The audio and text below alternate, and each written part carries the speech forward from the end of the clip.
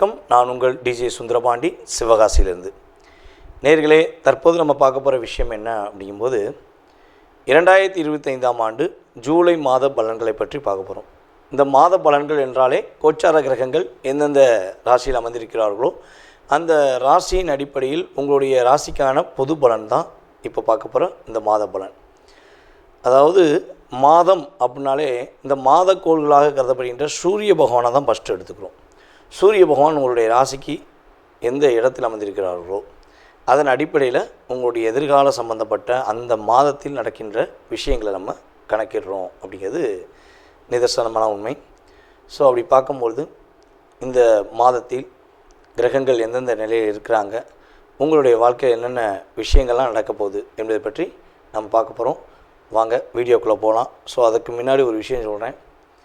பொதுவாகவே ஒரு வீடியோ போடுறோம்னா உங்களுக்கு உங்களுடைய ராசியில் என்னென்ன விஷயங்கள்லாம் நடக்க போகுதுன்னு சொல்லி ஃபில்ட்ரு பண்ணி கோச்சார கிரகங்களை வச்சு நம்ம உங்களுக்கு பலன் கொடுக்குறோம். ஸோ இதை நீங்கள் ஃபுல் வீடியோவும் பாருங்கள். பார்த்துட்டு உங்களுடைய மேலான கருத்துக்களை கட்டாயமாக பதிவிடுங்க. ஸோ அதே போல் ஜோதிடம் சார்ந்த விஷயங்கள் நம்மளுடைய யூடியூப் சேனலில் நிறையா போட்டுக்கிருக்கோம். உங்களுடைய நண்பர்களுக்கு, உங்களுடைய உறவினர்களுக்கு தயவுசெய்து ஃபார்வர்ட் பண்ணுங்கள். அதே போல் பார்த்திங்கன்னா இன்னொரு விஷயம், நம்மளுடைய யூடியூப் சேனலை சப்ஸ்கிரைப் பண்ணாதவங்க சப்ஸ்கிரைப் பண்ணிக்கோங்க. ஏன்னா வீடியோ போட்டோடனே உங்களுக்கு உடனே லிங்க் உங்களுக்கு சப்ஸ்கிரைப் பண்ணோடனே உங்களுக்கு நோட்டிஃபிகேஷன் வரும், நீங்கள் வீடியோ பார்க்கலாம். ஓகேவா? மேலான ஆதரவு கொடுத்துக்கிருக்கீங்க, இன்னும் நீங்கள் ஆதரவு கொடுக்கணுங்கிறக்காண்டி தான் ஸோ என்னுடைய வேண்டுகோளை வச்சுருக்கேன். இப்போ நம்மளுடைய ராசிக்கான பலன்களை பார்க்கலாம் வாங்க. ரிஷப ராசி அன்பர்களுக்கு ஜூலை மாதம் 2025ஆம் ஆண்டு என்னென்ன மாற்றங்களை கோச்சார கிரகங்கள் கொடுக்க போகுது அப்படிங்கிறத பார்க்க போகிறோம். ரிஷபராசி அனைவரிடமும் அன்பாக, பண்பாக, பாசமாக பழகக்கூடிய ராசியில் ரிஷபராசி நேயர்கள் முதன்மையான இடத்தை பிடிப்பார்கள். தன்னுடைய சிந்தனைகளை, தன்னுடைய செயல்பாடுகளை எப்பொழுதுமே வெளிப்படையாக பேசி ஒரு ஏமாற்றத்தை சந்திக்கக்கூடிய நபர்கள் தான் நீங்கள். ஏன்னா மனசில் ஒன்று வச்சுட்டு வெளியே ஒன்று பேச தெரியாது. பெரிய விஷயமே தான். மனசில் பட்டதை வெளியே அப்படியே என்ன சொல்கிறேன்னா, யார் அதை என்ன நினைப்பாங்கலாம் யோசிக்காமல் நீக்காடு வெளியே பேசுகிறீங்க. அதே போல் இது வெளியே பேசுகிறதுல ஒரு பக்கம் ஒரு நன்மை ஒரு 50% இருக்குன்னா, இன்னொரு பக்கம் உங்கள்கிட்டயே வாங்கிட்டு உங்களுக்கே பின்னாடி புறன்னு சொல்லுவவர்கள் நிறைய பேர் இருப்பாங்க. ஸோ அதில் நிறைய நேரத்தில் உங்களை அறியாமல் நீங்கள் டிஸ்டர்ப் ஆவீங்க. அதே போல் நீங்கள் ஒரு பிளான் போட்டிங்கன்னா அந்த பிளானை பற்றி வெளியே எப்போ சொல்கிறீங்களோ அப்போ தான் நீங்கள் லாக் ஆகிறீங்க. மனசுக்குள்ளே ஒரு பிளான் போட்டு இதை பண்ணிடலாம், இதை ஜெயிச்சிடலாம்னு நினைப்பீங்க. நீங்கள் செஞ்சு முடிக்க முன்னாடி உங்கள் கூடவே இருந்தவங்க அந்த பிளானை வாங்கி என்ன பண்ணுவாங்கன்னா அவங்க பேரும் புகழும் வாங்கிட்டு போயிடுவாங்க. ஸோ நம்மளுடைய சிவராசிக்காரர்கள் எந்த ஒரு ரகசியமாக இருந்தாலும் சரி முடிஞ்ச அளவு வெளிப்படையாக சொல்லாமல் நீங்கள் முயற்சி எடுத்திங்கன்னா உங்களுக்கு வெற்றி உண்டுங்கிறத உங்களுக்கு பொதுவாக சொல்கிறேன்.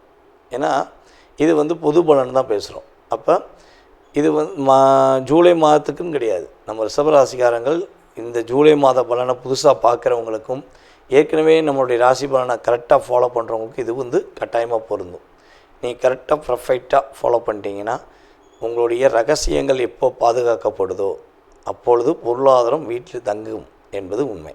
ஓகேவா?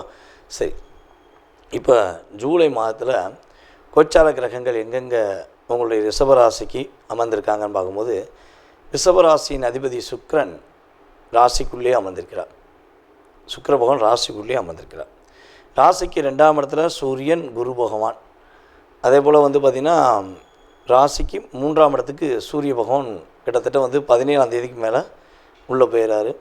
அதே போல் புதன் பகவான் பார்த்திங்கன்னா ஆல்ரெடி உங்களுடைய ராசிக்கு 3ஆம் இடத்துல, 4ஆம் இடத்துல செவ்வாய், கேது.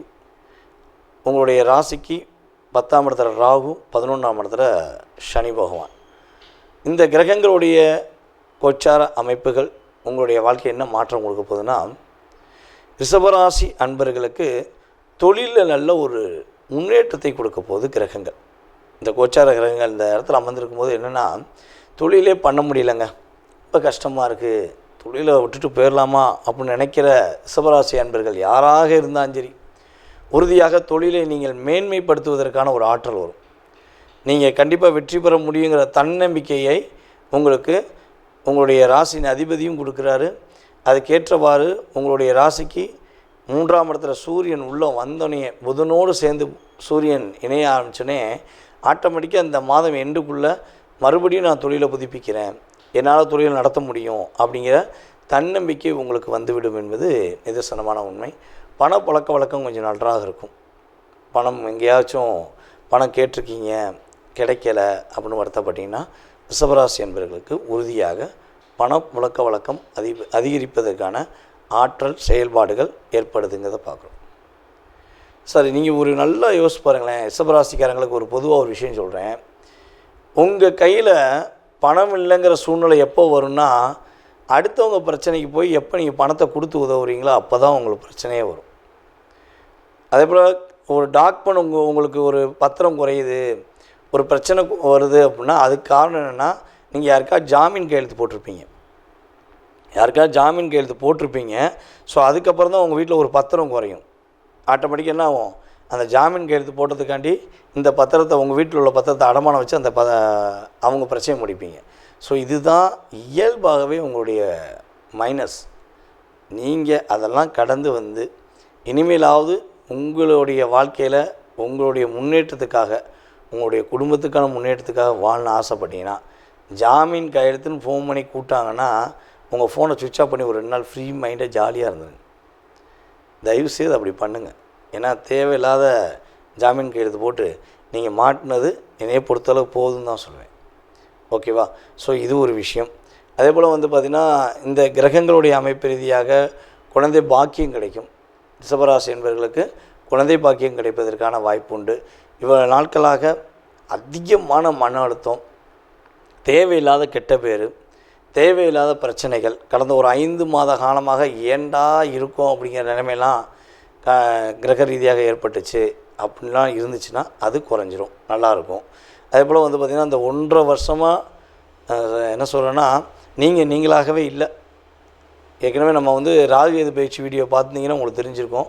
ஸோ பார்க்காதவங்களுக்கு சொல்கிறது என்னென்னா, இப்போ புதுசாக நம்ம சேனலை பார்க்குறவங்களுக்கு சொல்ல போகிற விஷயம் என்னென்னா, கிட்டத்தட்ட 1.5 வருஷம் ரிஷபராசிக்காரங்க மாதிரி ஒரு மனதளவில் மன அழுத்தத்தோட எதையுமே செய்ய முடியாமல் புத்தி பேதலிச்சு போகக்கூடிய சூழ்நிலை அளவுக்கு நீங்கள் டிஸ்டர்ப் ஆகிருப்பீங்க.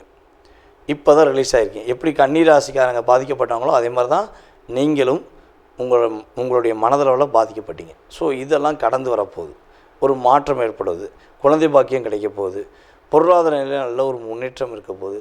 திருமண வயதுக்கு உரிய வயதில் இருப்பவர்கள், வரம் தேடி கொண்டிருப்பவர்களுக்கு உறுதியாக அவர்களுக்கேற்ற ஒரு வாழ்க்கை துணையை பெறுவதற்கான ஒரு அற்புதமான காலகட்டம். சூப்பராக இருக்குங்க.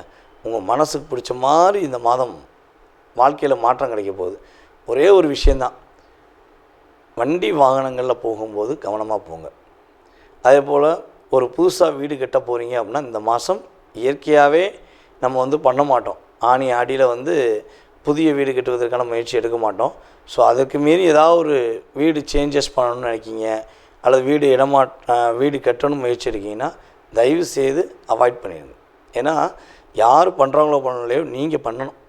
ரிஷபராசி என்பர்கள் உங்களுடைய ராசிக்கு 4ஆம் இடத்துல, ராசிக்கு 12ஆம் இடத்த அதிபதி, ராசிக்கு கரெக்டாக வந்து பார்த்திங்கன்னா 8ஆம் இடத்த அதிபதி என்று கருதுகின்ற, அதாவது ரிஷபராசிக்கு 12ஆம் இடத்த அதிபதி மற்றும் ராசிக்கு 7ஆம் இடத்த அதிபதி என்று கருதுகின்ற செவ்வாய் பகவான் 4ஆம் இடத்துல கேதுவோடு சேர்ந்து உட்கார்ந்துருக்கிறார். ஸோ அப்போ கேதுவோடு சேர்ந்து அமர்ந்திருக்கிறாருன்னா உறுதியாக என்ன பண்ணணும், வீடு இடமாற்றம் பண்ணக்கூடிய விஷயங்களில் கவனம் செலுத்தணும். கணவன் மனைவி ஒற்றுமை சம்மந்தப்பட்ட விஷயங்களை கொஞ்சம் விட்டு கொடுத்து போங்க. விட்டு கொடுத்து போனீங்கன்னா லைஃப் சூப்பராக இருக்கும், மாற்றம் உண்டு, வெற்றி உண்டு. செவ்வாய் கேது சேர்க்கைக்கு மட்டும் ஒரே ஒரு வழிபாடு பண்ணிக்கோங்க ரிஷபராசி அன்பர்கள். ஒவ்வொரு நாளும், அதாவது முடிஞ்சளவு தினமும் விநாயகரை வழிபாடு செய்யுங்க. இல்லைன்னா கரெக்டாக வியாழக்கிழமை உங்களுடைய வீட்டு பக்கத்தில் இருக்க விநாயகருக்கு போய் நீங்கள் விநாயகருக்கு ஒரு அருகம்புல் மாலை வாங்கி போட்டுட்டு மனசார சாமி கும்பிட்டு வந்தீங்கன்னா விநாயகர் பெருமாள் உங்களுடைய வாழ்க்கையில் அற்புதமான மாற்றத்தையும் மிகப்பெரிய ஒரு முன்னேற்றத்தையும் உறுதியாக கொடுப்பார் என்பது நிதர்சனமான உண்மை. நேர்களே, தற்போது நீங்கள் பார்த்த விஷயங்கள் உங்களுடைய ராசிக்கான பொது பலன்களே. இது வந்து உங்களுடைய வாழ்க்கையில் 20% உங்களுடைய வாழ்க்கையில் மாற்றத்தையும் ஏற்றத்தையும் கொடுக்கக்கூடிய விஷயமாக இருக்கும். ஸோ இதை தாண்டி உங்களுடைய மனசில் நிறைய கேள்விகள் இருக்கலாம். வீடு கட்டுறதுலேருந்து, கல்யாணம் முடிக்கிறதுலேருந்து, கடன் பிரச்சனையிலேருந்து, உடல் ஆரோக்கியத்துலேருந்து, ஸோ எக்ஸட்ரா இந்த மனிதனுடைய கேள்விகளுக்கு அளவே கிடையாது. அப்படிங்கிற மாதிரி உங்களுடைய மனசில் நிறைய கேள்விகள் இருக்கலாம். ஸோ இந்த கேள்விக்கான பதிலை இந்த வீடியோவில் நம்ம முழுமையாக பார்க்க முடியுமானா 100% கிடையாது. ஏன்னா இது பொது பலன். இப்போ ஒரு ராசி எடுத்துக்கிட்டோம்னா அந்த ராசியில் 1 கோடி பேர் இருக்காங்கன்னா 1 கோடி பேருக்குமே இது பெரிய விஷயமாகுமானா கிடையாது. ஓகேவா? ஸோ அப்போ உங்களுடைய சுய ஜாதகம், உங்களுடைய லக்னம், உங்களுடைய கிரக அமைப்பு ரீதியாக உங்களுடைய நட்சத்திரம், உங்களுடைய ராசியின் அடிப்படையில், அதே போல் உங்களுடைய தசா புத்தி அடிப்படையில் இப்போ உங்களுக்கு என்ன தசா நடக்குது, என்ன புத்தி நடக்குது, ஸோ கடந்த காலங்கள் உங்களுக்கு என்னென்ன நடந்திருக்கும், எதிர்காலத்தில் என்ன நடக்க போகுது அப்படிங்கிறத மிக துல்லியமாக தெரிஞ்சுக்கணும்னு நீங்கள் விருப்பப்பட்டால் கீழே உள்ள நம்பருக்கு நீங்கள் என்ன பண்ணுங்கன்னா மேக்ஸிமம் வாட்ஸ்அப்பில் எஸ்எம்எஸ் போட்டு விடுங்க. அதில் எஸ்எம்எஸ் போடும்போது தாங்கள் எந்த ஊர்லேருந்து பேசுகிறீங்க, அதேபோல் எந்த நாட்டிலேருந்து ஜாதகம் பார்க்கணுன்னு விருப்பப்படுறீங்க அப்படிங்கிறத தயவுசெய்து இன்ஃபார்ம் பண்ணுங்கள். ஏன்னா நமக்கு வெளிநாட்டிலலாம் நிறைய கால்ஸ் வருது, எல்லா ஊர்லேருந்துமே, எல்லா கண்ட்ரிலேருந்து வருது. கனடாலேருந்து, சிங்கப்பூர்லேருந்து, மலேசியாவிலேருந்து, ஸோ ஆஸ்திரேலியாவில் கூட நமக்கு நிறைய பேர் நம்மகிட்ட ஜாதகம் பார்த்துக்கிட்டு இருக்காங்க. அப்போ டைம் வேரியேஷன் ஆகும். இந்தியாவுக்கும் அந்த நாடுகளுக்கும் உள்ள மற்ற நாடுகளுக்குள்ள டைம் வேரியேஷன் வித்தியாசமாக இருக்கும். ஸோ அப்போ நீங்கள் எந்த நாட்டிலேருந்து பேசுகிறீங்க அப்படிங்கிறீங்களோ அதுக்கு தக்கன உங்களுக்கு அப்பாயின்மெண்ட் டைம் கொடுக்கப்படும். ஸோ அதனால் தயவுசெய்து மேக்ஸிமம் கால் பண்ணி எடுக்கலைன்னா நீங்கள் வாட்ஸ்அப்லேயே எஸ்எம்எஸ் பண்ணுங்கள். உங்களுக்கான கால நேரத்தை அப்பாயின்மெண்ட் டைம் பிடிச்சி உங்களுக்கு ஜாதகம் சம்மந்தப்பட்ட அத்தனை விதமான கேள்விகளுக்கும் பதிலளிக்க நான் காத்திருக்கிறேன். மேலும் உங்களுடைய மேலான ஆதரவை கொடுத்த எங்களுடைய ரசிக பெருமக்களுக்கும் அன்பு நேயர்கள் உங்களுக்கும் என்னுடைய பணிவான நன்றியை கூறி விடைபெறுகிறேன். நன்றி, வணக்கம்.